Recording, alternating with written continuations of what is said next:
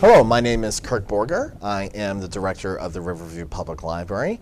And today we have Riverview resident Don Souls. He lives on King Road at the Adria King Haven Senior Residence Center, however you want to call it. And Don, thank you very much for coming in. I'm going to be asking you some questions about your military experience. But first, we kind of want to get some background information. Where and when were you born? Detroit, Michigan, February 22nd, 1928. What were your parents' occupations and how many siblings do you have? 5 years later, I had a sibling, a brother, and my dad worked at Ford's for some time, and he did some prefabrication work and that. And my mother worked for Hudson's, and also she had like house parties where they advertised different foods and things like that. What high school did you attend? Southwestern. Detroit Southwestern? Detroit Southwestern. What year did you graduate? 1946 in January. What were you doing before you entered the military? I was working at the A&P supermarket. In Detroit or in what's Detroit it? on 4th Street. And that. Were any of your family members in the military before, during, after your service? My father was in, and then my brother went in after I got home from Japan. He went to Europe. Were you drafted or did you enlist? To the draft. How did you feel about being drafted? I mean, Well, did you want to be drafted, or it sounded like you kind of wanted to be in the military in anyway? I would rather have enlisted in the Marine Corps because of the influence that I gained through it.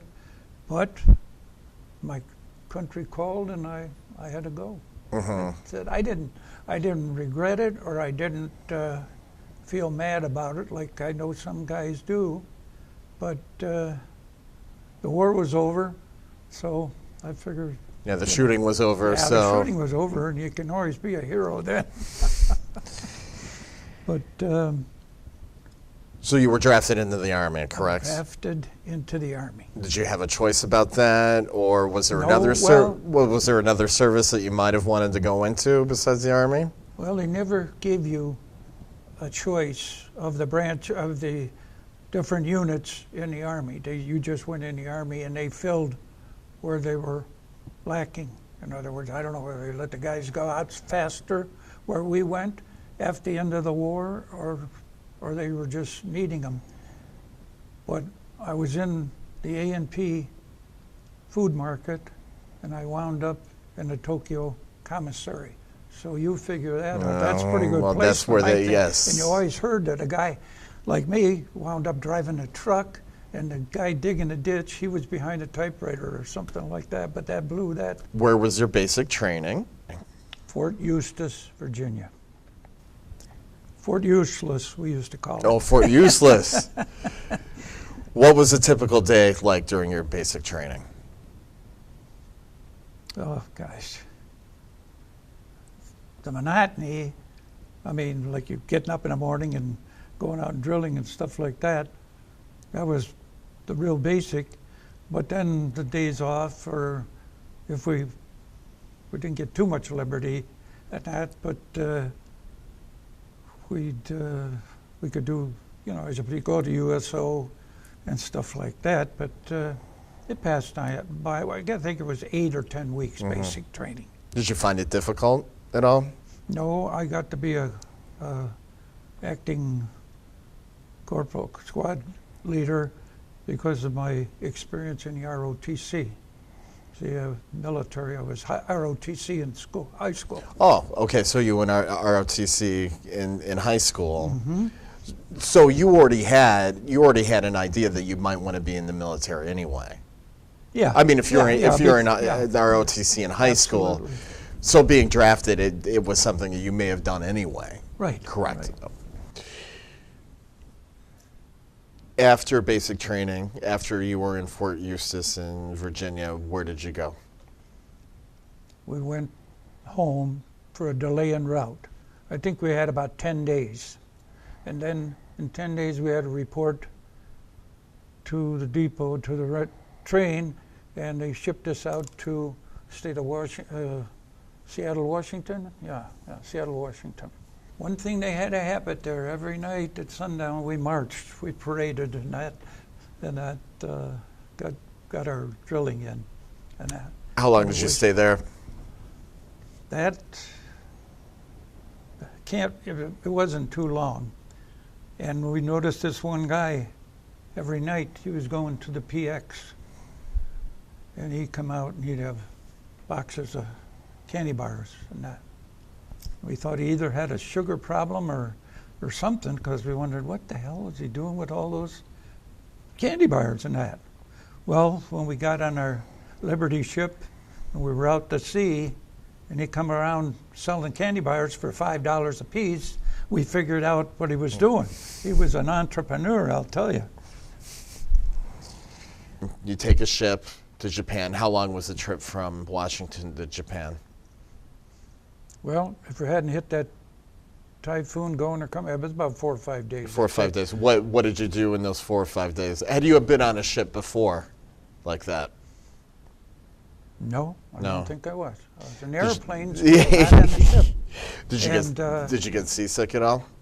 Not on going over. I don't know why, but I don't remember being seasick, because I know we did a lot of cruises in our lifetime. And I remember one time I was really sick and that. And then we sort of got used to it, I guess you do. But that first time, man, they had a restaurant there, and they had these light plants, and they would move just as the ship would go. Oh, you're talking on the cruise ship, I had to right? go Yeah. out on deck because I couldn't watch it because I was getting seasick. But that was it. What did you do in those 4 or 5 days when you were going to Japan, when you were on that ship? Well, when you went to the mess hall, that took up a lot of time because the lines were long, and nothing that was really indelible. I don't think we had decks of cards or so, but there was crap games going on, and if you had a pocket full of money, you went over and joined. They'd love to have you, but I didn't want to get broke that fast. And then when we got in Yokohama, there were a lot of ships and that, and we anchored, and we waited our turn to go into dock to be, disembark. And then from there we were taken in 6x6s to the Repo Depot, which I understand was a training station for the Japanese pilots. Now, by this time, had you already been assigned to what you were going to do in Japan? We didn't know. Oh, you didn't know? Who we were going to be assigned to or what. You didn't even know what your duties were going to be? No, and we were put in tents. These were built up off the ground and that. And then we go to the mess hall, and we got in there and we come out, and a lot of the guys said, and a lot of them were crying. He says, we're going to have to be here, for how long? And we get dehydrated potatoes, dehydrated carrots, yellow and green eggs, and that. And he says, I don't know if I can last, they say, So I didn't say nothing. I just listened to it and that. But, yeah, that was a very demoralizing deal. But in a Repo Depot, you learn afterwards that that's what you're going to run into, because you're just on the loose and they're processing you. But we didn't know.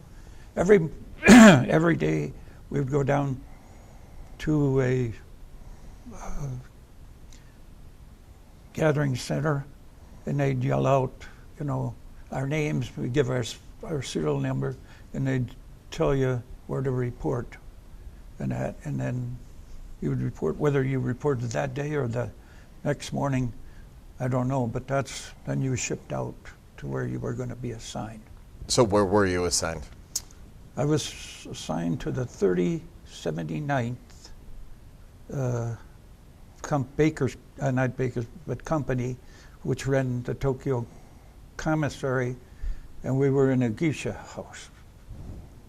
What do you took mean you were? over- You took over the Took geisha over the house. geisha house.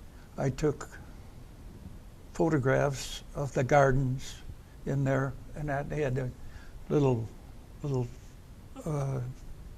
porches or over the water on that.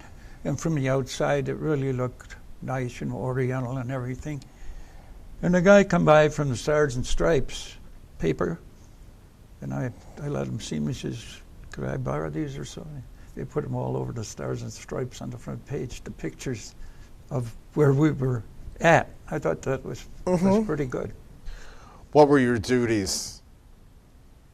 In the commissary? Yes. I picked up a grocery list that were left at designated boxes, and would take them to the commissary and have the Japanese fill them. And then the dependents would come there and pick them up at night after work. You mean you had Japanese people working for you?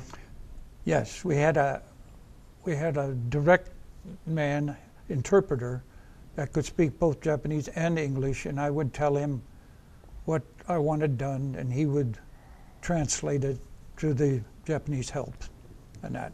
It worked out pretty good. Didn't encounter many problems, or No. were the Japanese They good were workers? They were very disciplined and ordered, and they didn't make any waves on that. Did you have a good impression of what was your impression of the Japanese people when, not only just working with them, but from any interaction that you had outside of? Respectful, dignified, humble, and how they could be an enemy, I don't know. And I can see why they're an ally of ours now. I mean, how it worked out. We did have one little experience with the Japanese, not with the Americans, but we'd take half the crew and bring them back to the barracks for lunch. And then the 6x6, when they came back, then we would get in the 6x and go back. Well, the first crew went, and they came back, and some of them were all shook up, and they could hardly talk and stuff like that. And what the hell happened in that? Well, you know where we sell our cigarettes to the black market guy? Yeah, this guy come up and slit his throat and took over. And I said, what? Yeah, and he says, oh, Barney, or whatever the guy's name was, is from the South, big, tall, lanky GI, jumped out of the window of the barracks and chased that guy and caught him in the alley. And they said, have you got all your bearings? You could have been killed too. You know, he could have turned on you. And well, all I knew is I had to stop him in that. He went to court, and they convicted the guy and that, but that was a shocker. Boy, oh boy. Did you end up learning any of the Japanese language? No. Well, we all were issued a little like card you might pass out to friend, and it had everything on there, and there was on diagonal it was written in red, not good for cigarettes, because we were all issued a carton of cigarettes every week in there. But the GIs, see, they were rookies when they got there, but after a while they got smart. They erased all the red off of there, and it came off, and we'd go into the Tokyo PX, get a haircut, massage, everything in that, the works, and then we'd go in line and get another carton of cigarettes. So I got 2 cartons of cigarettes a week, and I didn't smoke. And they were I think we were getting 15,000 yen for a carton of cigarettes. So I was getting 30,000. I got the silk for my wife's wedding dress over there. I sent my father-in-law a smoking jacket, sent my dad a smoking jacket, and I sent I think a doll, Japanese doll in a kimono. It was in a class structure, and I sent that home, and some other silk things and that from my grandmother and mother. And I got a string of pearls for my mother and a string of pearls for my wife, future wife, Mikimoto. Did you ever hear him? And I got them. Just from selling cigarettes? And that was all from cigarettes? not smoking cigarettes. There you go. It was fantastic. See what I mean? I did like as a vacation, paid vacation, honest to God. Now, staying in Tokyo, when you were stationed in Tokyo, did you get to see a lot of the city? Yeah, by driving around, I got to know the city real good. Was most of it, I know they were in the process of rebuilding it. Did you see a lot of the destruction that had been done? Well, we bombed Tokyo there with Doolittle, and like I say, the shacks they lived in, if one caught fire, the wind was blowing, it'd wipe them all out. Well, most of the city was made out of wood, right? And like I said, I'm losing my train of thought now. You said something about their food and that, and their living quarters weren't that good. And when you got down into downtown, though, the buildings were pretty good, and I don't know when they started hitting Tokyo. We had to get to almost Iwo Jima. It was 1944, right? But it was precision bombing. They knew what buildings they wanted to wipe out and what, for MacArthur's headquarters, the Daiichi building, they didn't touch that at all. You go in there and refurbish it and that. So, and I don't think they ever touched the palace. The palace was right in the center, like I'd guess, say, Washington is a hub. It's sort of like that. The Imperial Palace is right in the heart of town, and the streets are wide for all their parading and that. I guess like in Russia, you see them, and that's the way it went. So the entire time you were in Japan, you were working in the commissary? Yeah. You didn't have any other duties? No other duties. No. Did you go anywhere out? When you were off duty, did you go anywhere else? That's another story I'm going to tell you. I don't know who come up to me and that's, Don, you got a driver's license, military driver's license? I said, yeah, I drive a Jeep. And he says, well, how about a 6x6? I said, I never had training on that or so. Well, would you drive us to Yokohama and that? I said, yeah, if I can, drive the truck and that. So we took off, and it goes so far, and there'd be a GI hitchhiking, where are you going? We're going to get to going to Mount Suribachi and get in the back. And then I'd start to take off, and I didn't know how to double clutch. You mean Mount Fuji? Mount Fuji. Suribachi is on Iwo Jima. You're right. It's okay. See? It's okay. Okay, yeah. And we'd go, and I'd take off, like this, and I could hear him in the back. Who the hell is driving this thing? He must know how to drive it and that. So anyway, we were going, and like, you're in Riverview. Okay, as you start going down 75 or so, you get scenery and fields and everything like that. So, and then they tell you on the crossovers, where you're entering and that. Well, we were going to Yokohama from Tokyo, and it was just like that. You didn't know.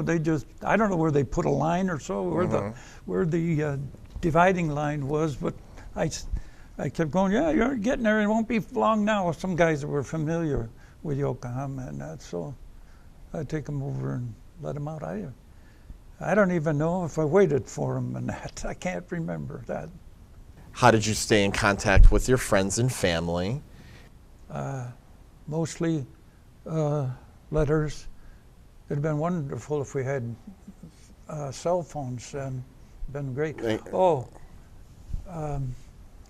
I don't know when it was, what month it was or so, but we're over there, and we wake up in the morning, and the beds are all helter-skelter. I thought, what the hell happened? Somebody was there, and didn't you hear they had a earthquake in Tokyo last night? And we learned the guys come out of the barracks in there. What did you call them? I don't know. There were outfits that did inquiry, and that they were stationed in, and they all come out wondering what was going on in the streets and that. But I don't know how long the shocks lasted. But I knew my mother, wrote. I don't know if they sent I think I sent a telegram home. Okay, and that. But that was the most exciting thing that happened, and I slept right through it. Who did you write the most? To write? Yeah, who did you write the most back home? My future wife. Where and when did you find out you were going home? Well, yeah, when we left the company, we went to the repo depot in Japan, and they put us in a barracks. And that, I would say, was the most grueling part of the whole service, because you had veterans and you had like draftees that were rookies, and we were all put in this barracks, and there wasn't too much activity, like when you're in the barracks over at American, you could go to USO, shoot pool and things like that. But the guys was getting really antsy, and every once in a while we'd have to break up a fight because it sounds like you were bored. There wasn't anything to do. Yeah, right. And you were waiting to be called out, to have your name called off, and to go to the station to be picked up for the ship, for the the harbor. So you get assigned a ship and be on your way.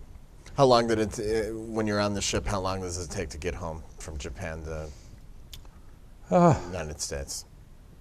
Let's say 4 or 5 days, I'd say. 4 or 5 days. What would you do on the ship in those 4 or 5 days?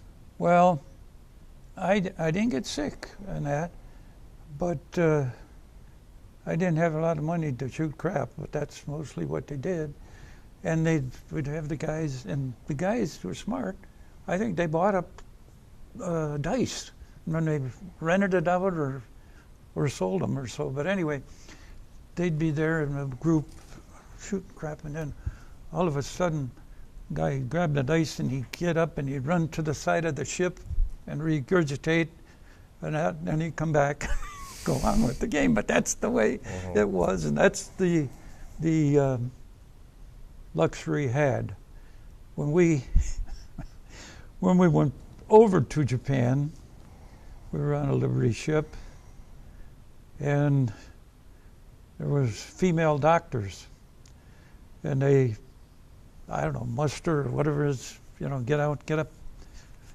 And we were doing short arms inspection, if you know what that is. Okay. We had guys that go back and get in line, and that they were, I mean, to me, that was a humorous thing. What did you do when you were off duty in Japan?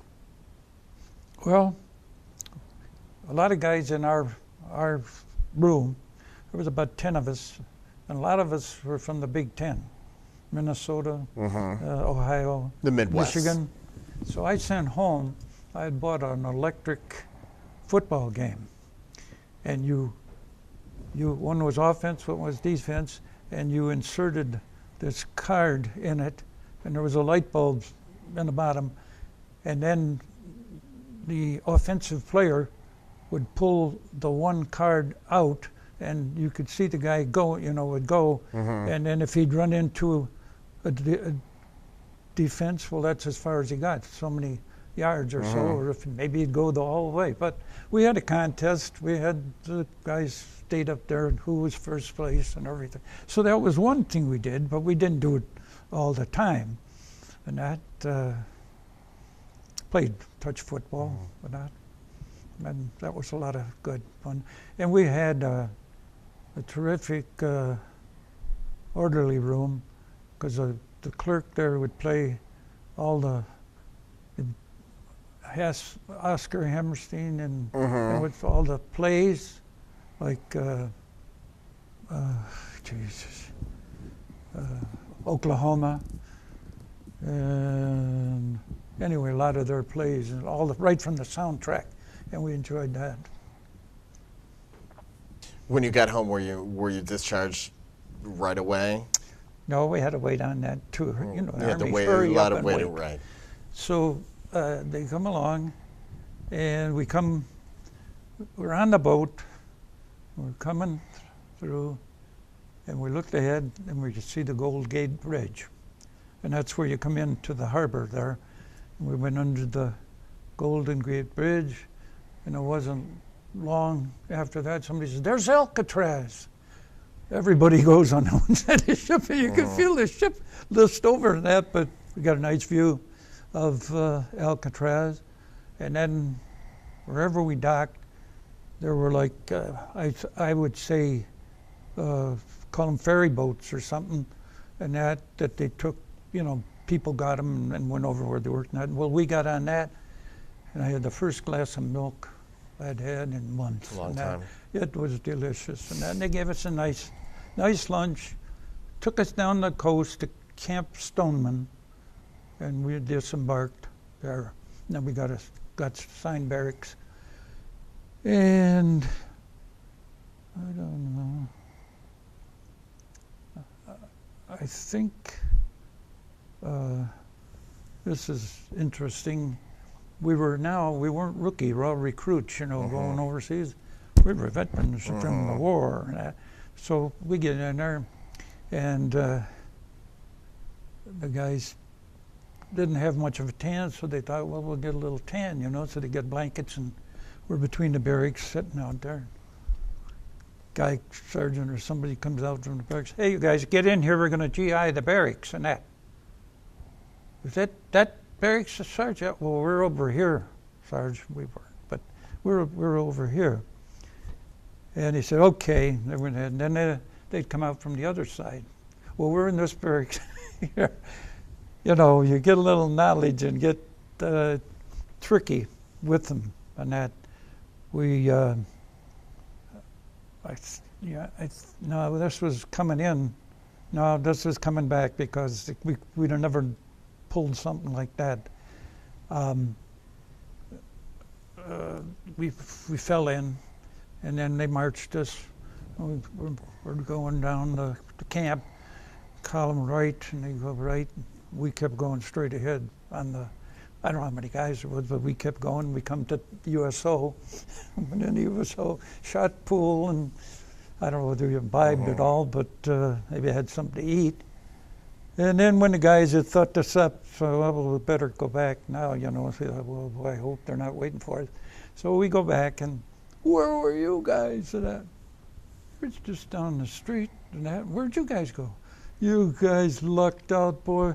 They took us down to some old mess halls that hadn't been opened in a long time, and we had to clean everything in that. You could add 8 off the floor when they got through. Boy, oh boy. But one thing I'd say about the guys, and that they would never, you know, say, "Hey, Sarge, those guys skipped, you know, or they skipped out and went to the U.S." They never ratted on the rest of the squad, and that was pretty good. When you got home, did they have a party for you or anything? No, I don't think so, because I think, I'm trying to remember, if my dad was still overseas, and I can't remember. And that. But anyway, when I got home, the family all got together and we went west for 30 days. Every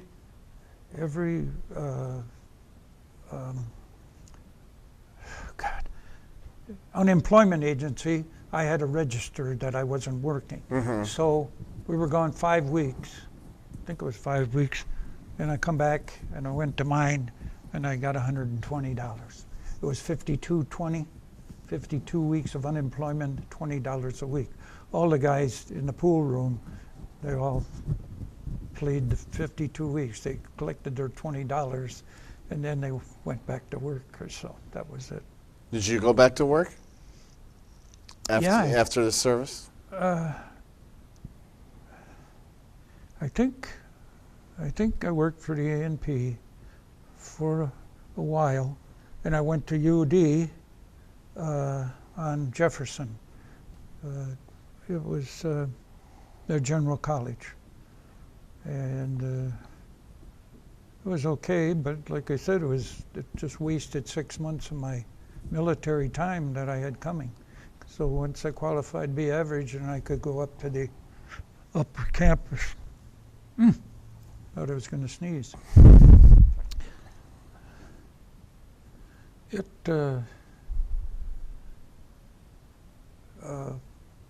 When I got up there, I was going for a BS in education.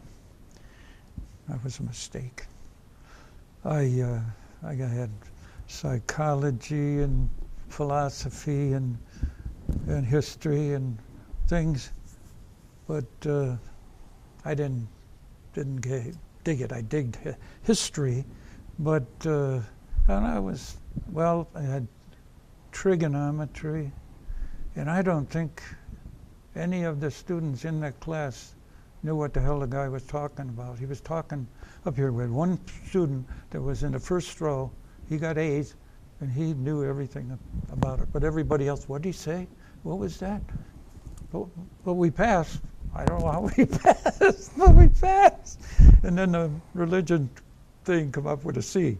So it was something. Where'd you spend most of your career doing? Well, now, who did you spend most of your career working for? Detroit Edison. Detroit. What did you do for Detroit Edison? Well, I started up on the telephone board. People would call in with lights out and that, and we'd take their address and cross street and everything, and then like a work order. Yeah, and put it up, and it'd go down and would be compiled. Go over to dispatch board. They would get it and put it in a file, and then when the fieldman would call in, they would take that out of their bin and put it on a little conveyor, go down, and it'd come out at the board operators, and they'd take them and dispatch them to the men. Well, I did that about a year or two, and then you had some openings in the field. You had to have a car to be in the field. I didn't have a car yet. And so anyway, I took the test, and we didn't get a high mark on it. A few of the other guys that were electricians on the side or so, they passed in flying